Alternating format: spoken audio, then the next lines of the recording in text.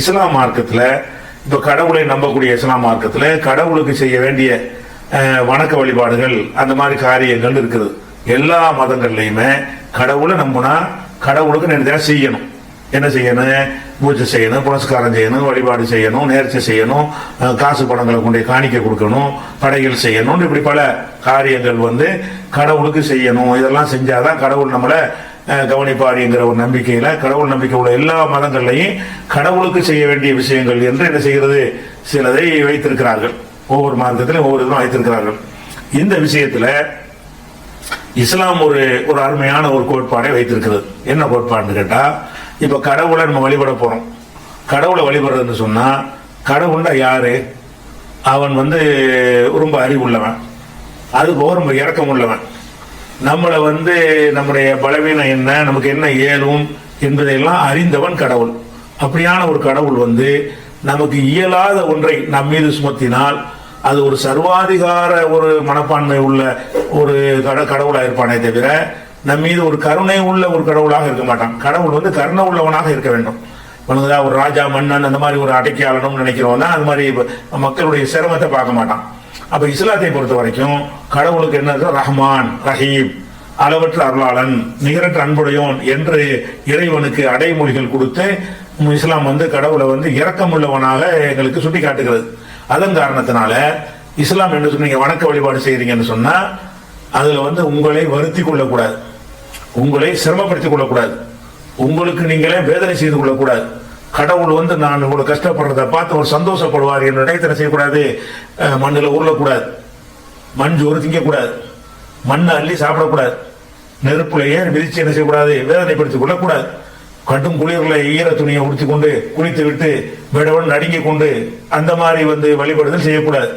வெட்ட வெயில்ல நடந்தே பல நாட்கள் பிரயாணம் செய்து கால்கள்லாம் கொப்பளித்து போய் மேனியெல்லாம் கருத்து போய் அந்த மாதிரியாக டைம் எல்லாம் வேஸ்ட் ஆகி போய் ஒரு 2 மணி நேரத்துல 3 மணி நேரத்துல போய் சேர்ற ஒரு விஷயத்திற்கு பல நாட்கள் பிரயாணம் பண்ணி போய் நாளை அதிகப்படுத்தி நாசமாக்கி, பொருள் அதிக நாசமாக்கி, உடம்பை நாசமாக்கி, இந்த மாதிரி எல்லாம் கடவுளுக்கு செய்யணும்.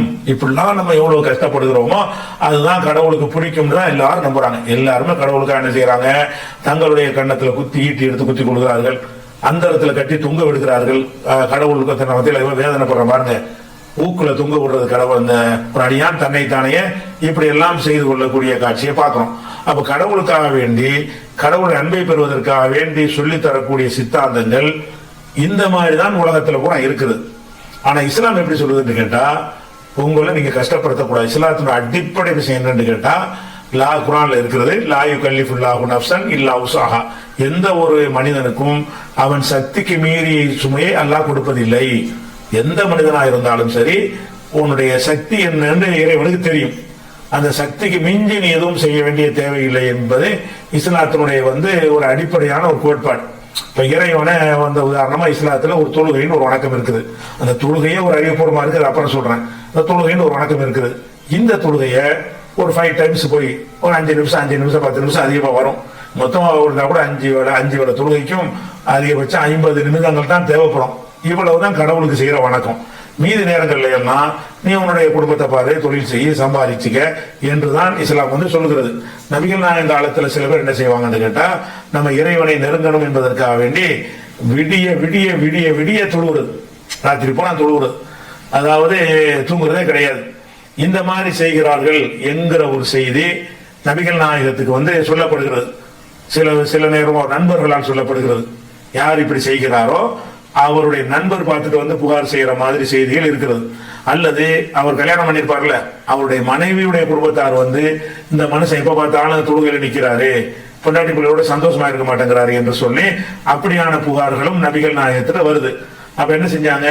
அவர் கடவுளுக்கு தானே செய்யறாரு, தியானம் தானே பண்றாரு, கடவுளுக்காக தான் அர்ப்பணிச்சிருக்கிறாரு, பேசாம இருங்க என்று சொல்லாம அந்த மாதிரி நேரத்துல அழைத்து என்ன செய்வாங்கன்னு கேட்டா, நீ செய்யறது சரியில்லை, உன்னுடைய கண்களுக்கு செய்யற கடமைகள் இருக்கிறது, அதை ஒழுங்கா செய்யி.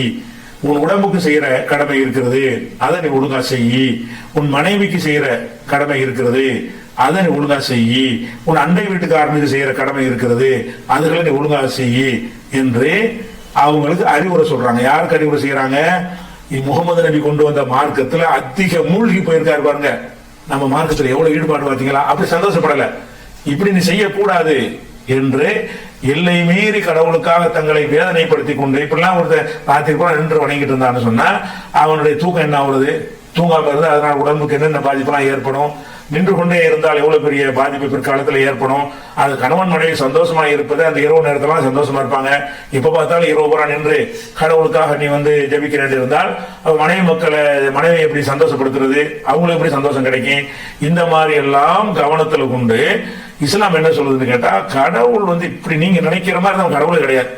கடவுள் என்பவன் உங்களை விளங்கணும், உங்க பலவீனத்தை புரியணும், உங்க மீது இறக்கம் வைக்கணும், இயன்றதை செய்யன்னு சொல்லணும். இயலாத செய்யன்னு சொல்லி திணிக்கிறதுங்கிறது அது கடவுளுடைய கோட்பாட்டுக்கு உகந்தது அல்ல என்றது இந்த சம்பவத்தில் இருந்து நபிகள் நாயகம் கண்டித்திருக்கிறாங்க இல்லையா? அந்த சம்பவத்தில் இருந்து நம்ம என்ன செய்யலாம், அறிந்து கொள்ளலாம். அதே மாதிரி நபிகள் நாயகம் காலத்துல ஒரு பெண்மணி நபிகள் நாயகத்துடைய வீட்டுக்கு வந்திருக்கிறாங்க. பேசிக்கிட்டு இருந்தவங்க அந்த பெண்மணி யாரு என்று நபி அவர்கள் அவங்க மனைவிட்ட கேட்கிறாங்க. யார வந்தாங்களோ அவங்க யாரு? அப்ப அந்த மனைவி சொல்றாங்க, இவங்க யாருன்னு உங்களுக்கு தெரியாதா? இவங்க ஒரே தொழுதுகிட்டே இருப்பாங்க அந்த அம்மா அப்படின்னு சொல்லி ரொம்ப பாராட்டுறாங்க. எப்ப பார்த்தாலும் தொழுகை தான், இறைவனை வணங்கி கொண்டே இருக்கக்கூடிய ஒரு நல்ல பெண்மணி என்று நபிகள் நாயகத்தின் மனைவி அவங்களை பற்றி புகழ்ந்து சொல்கிறார்கள். இதை கேட்ட நபி அவர்கள் என்ன சொன்னார்கள் கேட்டா, நிறுத்து, இந்த மாதிரி சொல்லாதே, உங்களுக்கு எது இயலுமோ அதை செய்யுங்கள், எதற்கு சக்தி இருக்குமோ அதை நீங்கள் செய்யுங்கள்.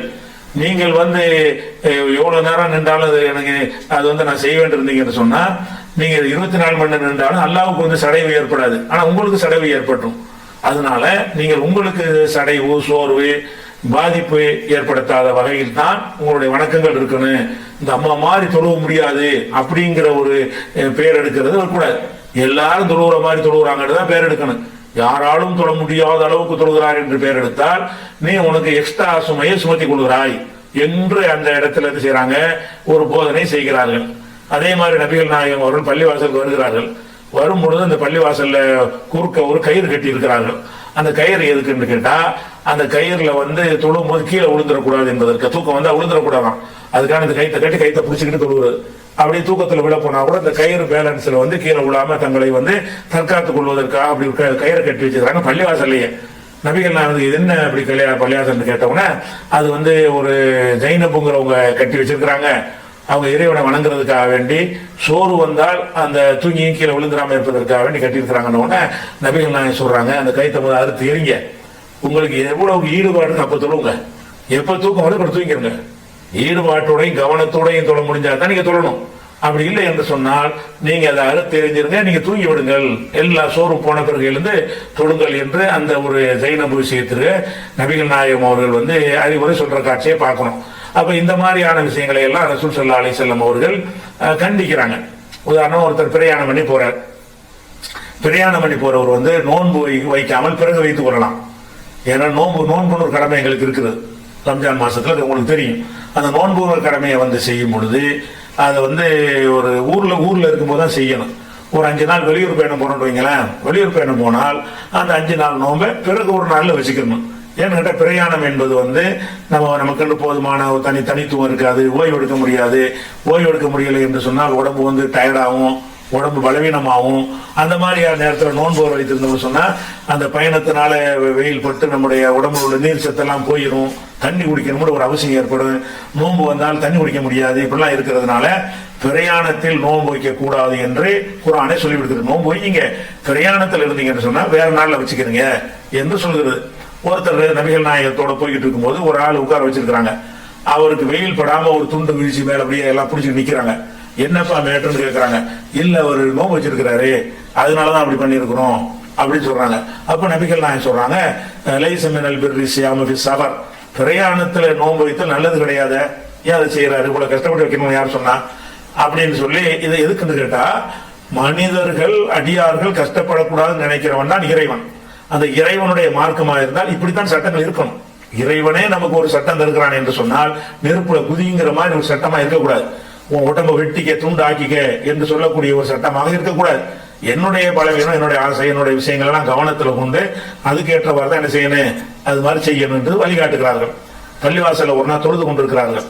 இதெல்லாம் இஸ்லாம் அது மக்கள் மீது என்ன மாதிரி கடமைகளை சுமத்தி இருக்கிறது, அது எவ்வளவு ஒரு அறிவுபூர்வமாகவும் மனிதர்கள் செய்வதற்கு எளிதானதாகவும் இருக்கிறது என்றால் ஒருத்தர் வந்து நபிகள் நாயகம் பள்ளிவாசல்ல உரை சொற்பொழிவு நிகழ்த்தி கொண்டிருக்கிறார்கள். ஒருத்தர் வந்து பள்ளிவாசலுக்கு வெளியில வெயில நின்று இருக்கிறார். இங்கேருந்து பாக்குறாங்க தெரிகிறது. பள்ளிவாசல் தட்டு பந்தல் தானே. நபிகள் நாயகம் காலத்து பள்ளிவாசல் என்பது மண் தரையும் மேலே வந்து தட்டு பந்தல் தான். வெளியில உள்ளதான் பார்க்க முடியும். அந்த மாதிரியான ஒரு நிலையில தொழுகும் போது பார்த்துடுறாங்க. ஏன் அந்த வெயில நிக்கிறாரு, பர்பஸ் இதுக்கு நிக்கிறாரு என்று கேட்கிறாங்க. அப்ப உள்ள இருக்கிற மக்கள் சொல்றாங்க, அவர் வெயில நிக்கிற ஒரு இறைவனுக்காக நிக்க போறாராம். வெயில்ல நான் என்ன செய்வேன், நிழல்ல நான் இருக்க மாட்டேன், என் இறைவனுக்காக வேண்டி அப்படின்னு ஒரு நேர்ச்சை பண்ணிட்டாரு. அதே மாதிரி யார்ட்டையும் பேசுவதில்லை என்று நேர்ச்சை பண்ணிட்டாரு. நோன்பு வைப்பது என்று நேர்ச்சை பண்ணிட்டாரு. அதனாலதான் அப்படி நிக்கிறாரு அப்படின்னு சொன்ன உடனே முதல்ல அந்த ஆளை வெயில்ல இருந்து கிளப்பி கூட நிழல் உட்கார வை. வெயில்ல கிடந்து காயது ஒரு வணக்கமா? அது கடவுளுக்கு பிடிக்குமா? உன்னை வெயில்ல போட்டு கருவாடாக்குறது கடவுள் விரும்புவாரா அப்படின்னு சொல்லி அதை என்ன செய்யறாங்க நபிகள் நாயகம் அதை வந்து கண்டிக்கிறாங்க. அப்படி செய்யக்கூடாது என்று சொல்லிவிடுகிறார்கள். அதே மாதிரி பேச மாட்டேங்கிறார்ல, அது தப்பு. பேச சொல்லு, பேசினவர் நோம்பு மட்டும் வச்சுட்டு போறார் என்று இப்படி எல்லாம் நபிகள் நாயகம் அவர்கள் கண்டித்திருக்கிற காட்சியை நம்ம பார்க்கிறோம். அப்ப இதுல நம்ம என்ன புரிந்து கொள்கிறோம் என்றால், இஸ்லாம் மார்க்கம் வந்து ஒரு தாய் வந்து தன் பிள்ளைகளுக்கு சில கடமைகளை சுமத்துவார். அது எந்த மாதிரி இருக்கும் என்றால், அந்த குழந்தை தாங்குகிற அளவில் இருக்கும், கூடுதல் சுமையை சுமத்த மாட்டாள்.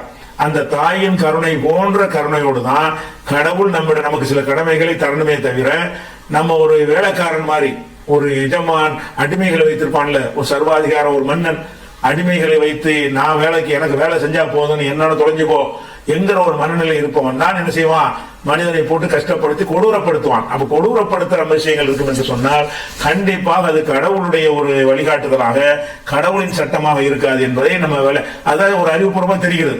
அதுல இஸ்லாம் ரொம்ப கவனமாக இருக்கிறது.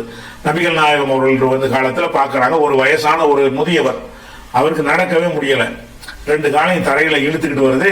அவங்களுடைய 2 புதல்வர்களுடைய தோல்ல கை போட்டு கொண்டு நடக்க முடியாம வந்து அந்த பிள்ளைகளுடைய பேலன்ஸ்ல நடந்து கொண்டு வருகிறார். என்னப்பா இருந்தாலும் என்னப்பா மேட்டர்னு கேட்கிறாங்க. இவரு நடந்தே ஹஜ்ஜி செய்வதாக வந்து நேர்ச்சி செஞ்சிட்டாரு, அதுக்காக வேண்டி நடந்து வர்றாரு அப்படின்னு சொல்றாங்க. உடனே நபிகள் நாயகம் சொல்றாங்க, இந்த ஆளை முதல்ல திகை வாகனத்தில் உட்கார வை, நடக்கணும் தேவையில்லை. இவர் தன்னைத்தானே வேதனைப்படுத்திக் கொள்வது இறைவனுக்கு தேவையில்லை. இன்னும் ஹஜ்ஜிக்கு போகலாம், ஹஜ்ஜிக்கு போனா உடத்துல ஏறிப்போ. ஏழாத ஒருத்தனை போட்டு தள்ளாத வயசுல நடந்து போறேன், நான் கஷ்டத்தை எவ்வளவு சிரமம் வந்தாலும் நான் கடவுளுக்காக நான் உன்னை தாங்கிக் கொள்வேன்னா என்ன அர்த்தம் இது? அதான் அது அப்படி இருந்தா கடவுளாம ஏன்டா அப்படி செய்யறேன்னு கண்டிச்சாதான் அது கடவுள். நம்முடைய பையன் வந்து அவன் ஒரு கத்தி எடுத்து தன்னை கிழிச்சிக்கிறான்னு சொன்னா என்ன செய்யணும், கடவுளை ஏன்டா கிழிக்கிறான்னு தாய் கேட்பாங்களா இல்லையா? நல்லா கிழிச்சிக்க அப்படி இருந்தாருன்னு சொன்னா ஒரு தாய்க்கே அவங்க தகுதி இல்லாம போயிடுவாங்க. கடவுள் தாயை விட பல மடங்கு கருணை உள்ளவனாக இருக்க வேண்டும். ஏன்னா அவன் அவங்களை படைச்சிருக்கிறான். தாய்க்கு கூட நம்முடைய பலவீனங்கள் தெரியாது, கடவுளுக்கு கண்டிப்பாக என்ன செய்யும், அந்த பலவீனங்கள் தெரியும். அந்த மாதிரி பார்க்கும் பொழுது இதெல்லாம் சிந்திச்சு பாத்தீங்கன்னா, அந்த தீ மிதிக்கிறது, ஈர துணியை சுத்திக்கிட்டு மார்கழி குளிர்ல நடுங்கிற மாதிரி போய் குளிக்கிறது, இதுகளெல்லாம் வந்து ஒரு சரி இல்லை. இந்த மாதிரி காரியங்கள் எல்லாம் இறைவனுக்கு பிடிக்காது. அதனால நபிகள் நாயகம் சொல்றாங்க, அத்தீன் யுஸ்ருன், இந்த தீன் இந்த மார்க்கம் வந்து யுஸ்ருன், ரொம்ப ஒரு லேசானது, ரொம்ப கஷ்டப்படுத்துற மார்க்கம் கிடையாது. நபிகள் நாயகம் அவர்கள் பல பகுதிகளுக்கு தன்னுடைய ஆளுநர்களை அனுப்பி வைப்பார்கள், அதிகாரிகளை. இஸ்லாம் விரிவடைந்த பிறகு, பெரிய சாம்ராஜ்யமாக உருவான பிறகு அந்தந்த பகுதியை நிர்வகிப்பதற்காக வேண்டிய ஆளுநர்களை, அதிகாரிகளை அனுப்பி வைக்கும் பொழுது எஸ்ஸிரு ஒலா துஅஸ்ஸிரு, லேசா எளிமையாக மக்களுக்கு நடங்க, சிரமத்தை சுமத்தி விடாதீர்கள் அப்படிங்கிற மாதிரி என்ன செய்வாங்க, கட்டளை இட்டு வழிகாட்டி ஒவ்வொருத்தரும் போகும்பொழுது கரடு முரட நடத்து, மக்களுக்கு சிரமத்தை சுமத்தக்கூடாது. எல்லாமே எளிமையான விஷயங்களை தான் அவங்களுக்கு சொல்லணும், சிரமப்படுற விஷயமாக எதுவும் செய்யக்கூடாது, சொல்லக்கூடாது என்று நபிகள் நாயகம் அவர்கள் அப்படியெல்லாம் அறிவுரை சொல்லி அனுப்புவார்கள் என்று பார்க்கிறோம். இவை எல்லாத்தையும் பார்க்கக்கூடிய நேரத்தில் என்ன தெரியுதுன்னு சொன்னா, இறைவன் என்பவன் கருணை கடல். அந்த இறைவன் நம்மிடத்தில் எதிர்பார்க்கிற வணக்கங்கள் எப்படி இருக்கணும்னு கேட்டா, எனக்கு இயலுமானதை சொல்லக்கூடிய வகையில் இருக்க வேண்டும். நபிகள் நாயகம் சொன்னார்கள், நாங்க தொழுகிறோம்ல, தொழுகையில வந்து சிறிது நேரம் நிற்க வேண்டும், சிறிது நேரம் குனிய வேண்டும், சிறிது நேரம் நெற்றியை நிலத்தில் வைக்க வேண்டும் என்று ஒரு 3 விதமான சிறிது நேரம் இருக்க வேண்டும், இருப்பில் அமர வேண்டும். இந்த 4 விதமான காரியங்களை கொண்டுதான் தொழுகை. அந்த தொழுகை பற்றி சொல்லும் பொழுது, உங்களில் ஒருத்தருக்கு நின்று தொழ முடியாவிட்டால் அவர் உட்கார்ந்து தொழட்டும். நிக்கணும் ஒன்று இருக்குல்ல, அவருக்கு நிக்க முடியல, தரையில ஒரு சேர்ல உட்கார்ந்து தொழட்டும். உட்கார முடியவில்லை என்று சொன்னால் அவர் வந்து படுத்துக்கொண்டு தொழட்டும். அதுவும் முடியல என்று சொன்னா அவர் உட்கார்ந்து கொண்டு தொழுவட்டும், இல்லாட்டி படுத்து கொண்டு தொழுவட்டும். இல்லைன்னு சொன்னா மனசால கூட என்ன செய்யட்டும், சைகை மூலமா கூட தொழுது கொள்ளட்டும். கைகாலெல்லாம் தூக்க முடியலையா, நான் வந்து குனிகிறேன், நான் வந்து நிமிர்கிறேன் சொல்லி மனசால நினைத்து கொண்டாவது சொல்லட்டும். அப்ப இதுல என்ன பார்க்கப்படுது? 7 மாண்டு உனக்கு 7மா, இது சட்டம் தான், உனக்கு முடியுமா? நோம்புன்னு ஒரு கடமையாக்கியாச்சு. நோம்புங்கிற கடமையை செஞ்சுதான் ஆகணும்ன்றது கட்டாயமாக இருந்தாலும் வயசானவங்களுக்கு அந்த நோம்பு கடமை கிடையாது. நிரந்தரமான சுகர் நோயாளி அவங்களுக்கு நோன்பு வைக்க வேண்டிய அவசியம் இல்லை. மாதவிடாய் வந்த நேரத்தில் பெண்கள் நோன்பு வைக்க வேண்டிய அவசியம் கிடையாது. அந்த விடுபட்ட நோம்பை இன்னொரு நாள் என்ன செய்யணும், வைத்துக் கொள்ள வேண்டும். அதுல மாதவிடாயில் அவங்களுக்கே ஏற்கனவே அதனால ஒரு மனக்குழப்பம், உடல் சோர்வும் ஏற்பட்டு அவங்களே சில கஷ்டத்தில் இருக்கும் பொழுது நோன்புங்கிற ஒரு கடமை என்ன செய்யக்கூடாது, அவங்களுக்கு சுமத்தக்கூடாது என்று அதையெல்லாம் சில கவனிக்குது. எல்லாத்தையும் வந்து செஞ்சுதான் ஆகணும் என்று சொல்லல. பிரயாணத்தில் இருந்தால் நோம்பை விட்டுருந்தேங்க. இப்படி எந்த ஒரு விஷயத்தை சொன்னாலும் அதுல எப்படி இருக்குதுன்னு கேட்டா, ஒரு கருணை உள்ள தாயை விட அதிக கருணை உள்ளவன் வழங்கிய சட்டத்தை போன்று இருக்க வேண்டுமே தவிர, ஒரு கொடூரமான ஒரு சர்வாதிகார ஒரு மன்னனுடைய ஒரு அராஜகம் செய்கிற மன்னனுடைய ஒரு கட்டளை போல அந்த சட்டங்கள் வந்து இருக்கக்கூடாது. அதை வந்து அப்ப இதுல நம்ம என்ன விளங்குறோம் என்று கேட்டால், இஸ்லாம் மார்க்கத்தை பொறுத்த வரைக்கும் குர்ஆன்ல இந்த மாதிரி வாசகம் இருக்கு. யுரீதுல்லாஹு பிக்குமுல் யுஸ்ர, அல்லாஹ் வந்து உங்களுக்கு லேசானதை தான் நாடுகிறான். வலா யுரீது பிக்குமுல் உஸ்ர, உங்களுக்கு சிரமமானதை நாடவில்லை. அப்ப இறைவனா இருக்கக்கூடியவனா இருந்தால் எப்படி செய்யணும்னு கேட்டா, நம்ம போய் நம்ம இந்த வணக்கங்கள்லாம் செய்யறோமே, இதனால அவனுக்கு என்ன கிடைக்க போகுது? ஒன்றும் கிடைக்க போறது இல்லையில. நம்ம வந்து அவனுடைய எஜமான்தனத்தை ஏத்துக்கிறோமா, அது மட்டும்தான் அதுல இருக்குது. நீ எஜமான், நான் அடிமை அப்படிங்கிற ஒத்துக்கிறோமாங்கிறது மட்டும்தான் இருக்கே தவிர, நம்ம போய் தொழுதா தான் என்ன, தொழுவாட்டி தான் என்ன, அவனுடைய கிரேடு கூட போதா குறைய போதா, ஒண்ணுமே கிடையாது. அப்ப அப்படி இருக்கிற காரணத்துல அது அதனுடைய தேவை, அதை கொண்டுதான் வயிறு நிறைய போகுதுனாலும் எதிர்பார்க்கலாம். கடவுள் நம்மகிட்ட எந்த தேவையும் கிடையாது. நீ என்னை கடவுள் ஏத்துக்கிறணும், என்னை வந்து நீ என்னால் படைக்கப்பட்டவன், அதை ஒப்புக்கொள்ளணும். அப்படி எதிர்பார்க்கறதுனால அதற்கு ஏற்றவாறு சில அடையாளங்களாகத்தான் நமக்கு என்ன செய்யப்பட்டிருக்கு, வணக்க வழிபாடுகள் தரப்பட்டிருக்கே தவிர, அது வந்து ஒரு சிரமப்பட்டு கஷ்டப்படுத்தக்கூடிய ஒரு வழிபாடுகளை வந்து எங்க செய்யல இஸ்லாம் வந்து எங்கள் மீது சுமத்தவே இல்லை. அதே நேரத்தில் உங்களுக்கு ஒரு சந்தேகம் சொல்லிக்கிட்டு இருக்கும்போது ஒரு சந்தேகம் வரும். அந்த முஹர்ரம் பண்டிகை வரக்கூடிய நேரத்தில் என்ன செய்வாங்கன்னா, முஸ்லிம்கள் சில பேர் கத்தி எடுத்துக்கொண்டு தங்களை தாங்களே வெட்டி காயப்படுத்தி கொண்டு முஹர்ரம் ஊர்வலம், முஹர்ரம் 10ஆம் நாள் முஹர்ரம் பண்டிகைன்னு சொல்றாங்க இல்லையா, அதுல வந்து போற ஒரு காட்சியை நீங்க பார்த்திருப்பீங்க. அதை வச்சுட்டு இவங்க தான் வேதனைப்படுத்திக்கிறாங்க அப்படின்னு நீங்க நினைக்கலாம். ஆனால் இது வந்து இஸ்லாம் சொல்லி அவங்க செய்யல, இஸ்லாம் தடுத்தது செய்கிறாங்க. இந்த மாதிரி செய்ய சொல்லி இஸ்லாம் சொல்லவே இல்லை. நான் சொன்ன ஏற்கனவே காட்டிய அனைத்து ஆதாரங்களுமே இது போதுமானதா இருக்கிறது. உன்னை போய் எதுக்கு இந்த வேதனைப்படுத்துறாருன்னு கேட்டா, நபிகள் நாயகத்தினுடைய பேரப்பிள்ளை ஹுசைன்கிறவரை வந்து ஒரு கர்பலாங்கிற ஒரு களத்தில் வைத்து அவரை கொன்று விடுகிறார்கள், கொல்லப்பட்டார். அந்த கொல்லப்பட்ட நாள் தான் முஹர்ரம் 10ஆவது நாள். அந்த நாள்ல என்ன செய்யறாங்கன்னா, ஒரு துக்க அனுஷ்டிக்கிறோம்னு சொல்லிதான் அவர் ரத்த காயப்பட்டார், நாங்களும் எங்களை வேதனைப்படுத்திக் கொள்வோம் அப்படிங்கிற மாதிரி நினைத்து கொண்டுதான் மாரடிப்பது, கத்தியால் கிழித்துக் கொள்வது, தங்களை தாங்களை வேதனைப்படுத்திக் கொள்கிற காரியங்களை எல்லாம் அவர்கள் செய்கிறார்கள். ஆனால் இந்த மாதிரி செய்வதற்கு இஸ்லாத்தில் அனுமதி இருக்குதா? யாரை இறந்து போனாலும் சரி 3 நாளைக்கு மேல நாங்கள் தூக்கம் நிஷ்டிக்க கூடாது. நபிகள் நாயகம் சொன்ன வழிகாட்டுதல் என்னன்னு கேட்டா, ஒருத்தர் மரணித்துட்டா இருப்பான், உன்னை பாதிக்கிறதுல எவ்வளவு நாளைக்கு பாதிக்கலாம்? 1 நாளைக்கு பாதிக்கலாம், 2 நாளைக்கு பாதிக்கலாம், 3 நாளைக்கு பாதிக்கலாம். 4வது நாளைக்கு நீ இயல்புக்கு வந்துடணும். கடை வைக்கணும், கடைக்கு போயிடணும், வேலைக்கு வேலை பார்க்கறோம், வேலைக்கு போயிடணும். பெண்கள் வந்து சமையல் செய்யறவங்க வீட்டு வேலையை பார்க்க ஆரம்பிச்சிருந்தேன், கூட்ட பேருக்கு ஆரம்பிச்சிருந்தேன். 3 நாளைக்கு தான் ஒரு சோகமா அப்படி படுத்துக்கிட்டு இருக்கலாம். மற்றபடி இயல்புக்கு நீங்கள் திரும்புவதற்கு இஸ்லாம் ஒரு காலக்கெடு வைத்திருக்கிறது. அது 72 மணி நேரம். 72 மணி நேரத்துக்கு மேல கவலையா இருக்கவே கூடாது. உள்ளுக்குள்ள இருந்தாலும் அதை மீண்டு வருவதற்கு ஏற்றவாறு நம்ம என்ன செய்யணும், மாற்றிக்கொண்டு வேற வேறு வேலைகளை ஈடுபட்டு அந்த கவலையை மறப்பதற்கு உள்ள வேலையை செய்யணுமே தவிர, படுத்தே உழைக்காமல் படுத்தே கிடக்கிற ஒரு விஷயத்தை செய்யக்கூடாது என்று இஸ்லாம் இருக்கு சொல்லுகிறது. இப்ப ஹுசைன்கிறவர் கொல்லப்பட்டு 1400 வருஷம் ஓடி போச்சு. இன்னைக்கு அவனுக்கு என்ன சோகம்? அந்த காலத்துல வாழ்ந்தவங்களே 3 நாளைக்கு மேல தூக்கம் நசிக்க கூடாது. என்றைக்கும் அவர் வந்து கொல்லப்பட்டதுக்காக வேண்டி இவங்க இதுக்காக வேண்டி 1400 வருஷமா அடிச்சுட்டு இருக்கிறாங்க. அறிவியணும், அன்பு வச்சிருக்க பேர்ல நபிகள் நாயகத்துடைய பேரர் மீது நாங்கள் வந்து பாசம் வைத்திருக்கிறோம். பாசம் வச்சா என்ன செய்யணும்? நபிகள் நாயகம் சொன்ன கட்டளையில நீ செய்யணும். இப்பெல்லாம் செய்யறதை தடுத்துட்டாங்களே. நபிகள் நாயகம் சொன்னாங்க, துன்பங்கள் நேரும் பொழுது யார் சட்டையை கிழித்துக் கொள்கிறானோ, கன்னத்தில் அடித்துக் கொள்கிறானோ, மூடத்தனமான சொற்களை பேசுகிறானோ, அவன் என்ன சேர்ந்தவனே இல்லைன்ட்டாங்க. லைசமின்னா மந்தரபன் ஹுதூத் சட்டல் ஜியோ தாவல் ஜாகிலியா.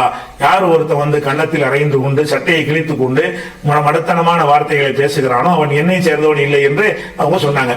அப்ப நீ அத்தனை செய்யறாங்க, சட்டையை கிழிச்சுக்கிறாங்க, தன்னைத்தானே வேதனைப்படுத்திக்கிறாங்க, முட்டாள்தனமான காரியங்களை செய்யறாங்க. இதை செய்யறவன் ஏன் என்னுடைய சமுதாயமே கிடையாது, அவன் நினைச்சுக்கிட்டு இருக்கான் என்று நபிகள் நாயகம் எச்சரிச்சுட்டாங்க. அப்ப முதல்ல இவ்வளவு நாளைக்கு பிறகு தூக்கம் அனுஷ்டித்தல் என்பது கிடையாது. இரண்டாவது, உங்களை நீங்களே வேதனைப்படுத்திக் கொள்வதே கூடாது இருக்கும்போது நீங்கள் துல்கூபி ஐதிக்கும் மேல தகுலுக்கா, உங்களை நீங்களே வேதனைப்படுத்திக் கொள்ளாதீர்கள் என்று குர்ஆன்ல தெளிவான கட்டளை இருக்கும் பொழுது அதுக்காக ஒரு மனசுல கவலைப்படுவதற்கு அனுமதி கிடையாது. இவன் என்ன செய்யறான்னா கத்தியால குத்திருக்கிறாங்கன்னா வெட்டிக்கிறாங்க. இது என்ன இதுல என்ன ஒரு நியாயம் இருக்குது? இது இஸ்லாமுடைய செயலா? இல்ல. இவர்களுக்கு சரியான வழிகாட்டுதல் இல்லாம எவனோ ஒரு அறிவினர்கள் இந்த மாதிரி சொல்லிக் கொடுத்ததை வைத்துக் கொண்டு இதை செய்கிறார்கள். அதே மாதிரி முகரம் பண்டிகை அன்றைக்கு வேறு சில தர்காக்களுடைய கந்தூரிகள் என்ன செய்வாங்கன்னா தீ மிதிப்பார்கள். மற்ற சமுதாயத்துக்காரங்க தீ மிதின்னு சொன்னா இவங்க பூக்குழி இறங்குறது, பூக்குழி இறங்குதல் அதுக்கு பேர். வைத்துக் கொண்டு என்ன செய்யறாங்க, இறங்குறாங்க. இது இஸ்லாத்துல உண்டா? நபிகள் நாயகம் அப்படி இறங்க சொன்னாங்களா? அதுல இறங்குறதுல என்ன அப்படி இருக்கு, அதுல என்ன இருக்குது? அதுக்கு கடவுளுக்கு என்ன அதுல சந்தோஷம்? தீல இறங்குறது ஒரு சந்தோஷமான ஒரு விஷயமா கடவுளுக்கு? அப்படிலாம் நீங்க உங்களை வேதனைப்படுத்த வேணாம். கடவுளை பிரார்த்தனை செய்யுங்க, அல்லது மன்னிப்பு கேளுங்க. கடவுளை நான் நிறைய தப்பு செய்யறேன் மன்னிச்சுக்கன்னு கேளுங்க. கடவுளை எனக்கு நிறைய தேவைகள் இருக்கு, அதை குடுன்னு சொல்லி தனியா உட்காந்து அழுது கடவுளை நேரடியாக பிரார்த்தனை செய்யுங்க. அதுதான் கடவுளுக்கு செய்யற ஒரு விஷயமே தவிர கடவுள்கிட்ட நீங்க கேட்டு பெறுவதற்கு தான் அவர் இருக்கிறாரு. அதை செய்யறதை விட்டுவிட்டு நான் கடவுளுக்காண்டி நெருப்பு நடக்கிற பெரிய விஷயமா அது? குதிகால் நெருப்பை தாங்கும், கொஞ்ச நேரத்துக்கு தாங்கும்.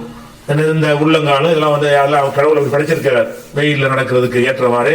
செருப்புலாம் கண்டுபிடிக்கப்படாட்டா கூட நமக்கு வெயில நடக்கிற முடியும். ஏன்னா இந்த பகுதியை விட இந்த பகுதி வெப்பத்தை தாங்கக்கூடிய வகையில கடவுள் படைச்சிருக்கிறதுனால பாதங்கள் நெருப்புல படுவது பெருசாவெல்லாம் பாதிக்காது. அதுலயே நின்றுகிட்டே இருந்தா பொசிக்கிறோம். டக்கு டக்குன்னு எடுத்து ஓடுறது தானே தீமிதி என்பது. பார்த்து வேகமா ஓடுறதுனால யாரு வேணாலும் செய்யலாம். கடவுள் இல்லைன்னு சொல்லலாம், கடவுள் இருந்தாலும் செய்யலாம், முஸ்லீம் செய்யலாம், இந்து செய்யலாம், யாரு வேண்டாலும் செய்யக்கூடிய ஒரு சாதாரண ஒரு செயல் தான். இதுல ஒரு அதிசயமோ அற்புதமோ ஒண்ணுமே கிடையாது. ஆனா எடறி விழுந்தா, தப்பி தவறி விழுந்தா அவ்வளவுதான், அவுட். அது வேற உடம்புடைய வேற பகுதியெல்லாம் தாங்காது. அதனால தீயில மிதிச்சு ஓடுறாங்களே தவிர தீயில ஒரு 2 நிமிஷம் உட்கார்றது ஒரு சடங்கு சொல்லி பாருங்க, உட்கார சொல்லுங்க பார்ப்போம். கடவுளுக்காக செய்யறீங்க, அது பொய். கடவுளுக்காக நாங்கள் அர்ப்பணிக்கிறோம் என்பது சொல்வது அது பொய். முஸ்லீம்கள் அது மாதிரி தீ மிதித்தல்ங்கிற காரியத்தை இப்ப நிறைய நின்றுச்சு. இப்ப முஸ்லீம்கள் செய்யறது இல்ல. மிக மிக சில ஓரிரு ஊர்களில் மட்டும்தான் இருக்கிறது. பெரும்பாலும் அந்த ஒரு மூட நம்பிக்கை ஒழிக்கப்பட்டு விட்டது. அப்ப இந்த மாதிரியான ஒரு கேள்வி நீங்க கேட்கலாம். இதுக்கெல்லாம் முஸ்லீம்கள் மடத்தனமா செய்யறாங்களே தவிர இப்படி ஒண்ணு இருக்கவே கூடாது. எந்த ஒரு இதா இருந்தாலும் ஜக்காத்துன்னு ஒரு கடமை இருக்கிறது. சம்பாதிச்சது அள்ளி கொடுண்டா மார்க்கம் சொல்லுது. ஒரு 2.5% கொடு, நீ கோடி கோடி சம்பாதிச்சிக்க. 2.5% எடுத்து பாதியை கொடுன்னு சொன்னா கூட கடவுள் சொல்லலாம். ஆனா கடவுள் நம்மளை படைச்சிருக்காரு. நம்முடைய பலவீனம் என்னென்ன இருக்குது அதெல்லாம் அவர் தான் மட்டும் கொடுத்திருக்கிறாரு. இந்த மாதிரி படைக்கப்பட்ட ஒரு மனுஷன் பாதியை கொடு, முக்காவாசியை கொடு, காவாசியை கொடுன்னா கேட்க மாட்டான். அதனால அவனுக்கு இயலாது. அவன் கையை கூட கொடுப்பான காசை கொடுக்க மாட்டான். அந்த மாதிரி இருக்கிற காரணத்தினால அவன் எவ்வளவு கொடுத்தாலும் அவனை பாதிக்காம மனப்பூர்வமா கொடுப்பான் என்றால் 2.5% 40 ஒரு பங்கு இந்த அளவு கொடுத்தான்னு சொன்னா அவனுக்கு சரியா வரும்னு சொல்லி ஜக்காத்துங்கிற கடமை எவ்வளவுனா சம்பாதிச்சுக்க 2.5% எடுத்து வச்சிரு. எதுக்காக வேண்டி?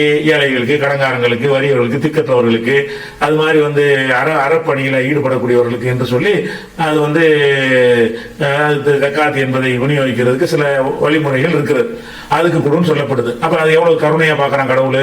அதெல்லாம் கிடையாது. நீ 10 1 வை, 5 1 வைன்னு சொன்னா அவன் வச்சிருவான், பயந்து கூட வச்சிருவான், நிறுத்துக்கிட்டு வைப்பான். முடியாது, அவனுக்கு சிரமம். 10 1 பங்கு 20 1 பங்கு கொடுன்னு கேட்டீங்கன்னு சொன்னா அவனால் அதை தருவதற்கு மனமுவந்து அவனால் தர முடியாது. நிறுத்துக்கிட்டு செய்யற ஒரு காரியம் கடவுளுக்கு ஒப்பா இருக்குமா? அது மாதிரி ஹஜ்ஜிங்கிற ஒரு முக்கியமான கடமை. எங்களுக்கு உலகத்திலே மிக புனிதமான ஒரு ஆலயம் அந்த காபத்துல்லாங்கிற ஆலயம் தான். அதுல வாழ்நாள்ல ஒரு தடவையாவது போய் அந்த இடத்துல நின்று உலகத்தில் முதலில் கட்டப்பட்ட ஒரு பள்ளிவாசல் அது. அந்த பள்ளிவாசல்ல போய் தொழுதுட்டு வந்தால் இறை நெருக்கம் வரும், திருப்தி வரும் என்றெல்லாம் இஸ்லாம் வலியுறுத்துகிறது. அப்படி வலியுறுத்தும் பொழுது என்ன போடுதுன்னு கேட்டா, நீ கஷ்டமில்லாமல் போய் வருவதற்கு சக்தி இருப்பவனுக்கு தான் கடமை.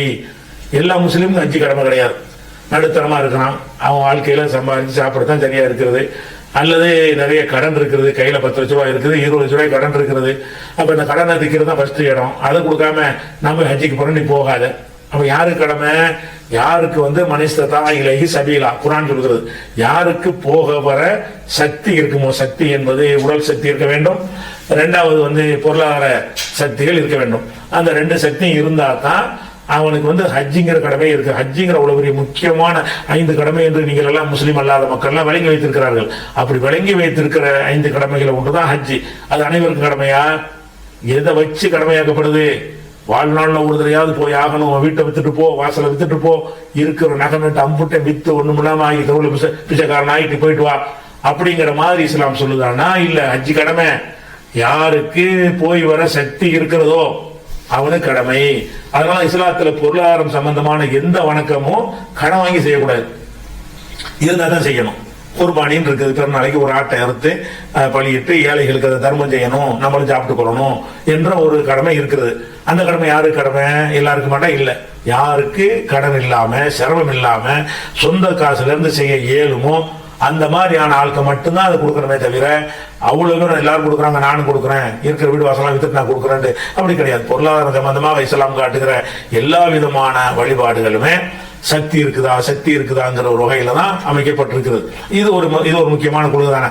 கடவுள் கோட்பாடு விஷயத்துல கடவுளுக்கு நாம செய்யக்கூடிய வணக்க வழிபாடுகள் நம்மளை வந்து கசக்கி பிழிகிறதாக, ஒரு கொடிய ஒரு கொடுங்கோல்காரன் வரி போட்டு கசக்கி பிழிவான அந்த மாதிரியாக இல்லாமல் ஒரு அரவணைப்போட அன்போடு நமக்கு நம்முடைய நலனில் அக்கறை கொண்டவன் சொல்லக்கூடிய ஒரு உத்தரவு போல என்ன செய்யணும், அந்த சட்டங்கள்லாம் அமைந்திருக்கணும் என்றுதான் நம்ம எதிர்பார்க்கிறோம். எல்லாருடைய உள் மனசும் எதிர்பார்க்கிறது. அந்த எதிர்பார்ப்புக்கு ஏற்பத்தான் இஸ்லாத்தினுடைய அந்த கடவுள் கொள்கைகள், இஸ்லாத்தினுடைய வணக்க வழிபாடுகள் எல்லாம் அமைக்கப்பட்டு இருப்பதை பார்க்கிறோம். அதனால இந்த தனித்து விளங்குற இஸ்லாம்ல இந்த ஒரு அம்சத்திலையும் இஸ்லாம் தனித்து வழங்குகிறது. எப்படி வழங்குறதுன்னு கேட்டா, இந்த அறிவுரைகள் எல்லாம் கடவுள் சொன்ன மாதிரி இஸ்லாத்துல மட்டும் தான் இருக்கும். இந்த வணக்க வழிபாடுகளை, கடவுளுக்கு செய்யற பூஜை புனஸ்காரங்களை அதெல்லாம் மத்தல எடுத்து பாத்தீங்கன்னா ஒரு கடவுள் சொன்ன மாதிரி இருக்காது. இதை வரி போடுற ஒரு ராஜா சொன்ன மாதிரி தான் இருக்கும். அந்த மாதிரியான ஒரு அடிப்படையில் இஸ்லாம் அமைந்திருக்கிறத பார்க்கிறோம். அடுத்த வாரம் வேறு ஒரு தலைப்புல நம்ம சந்திப்போம்.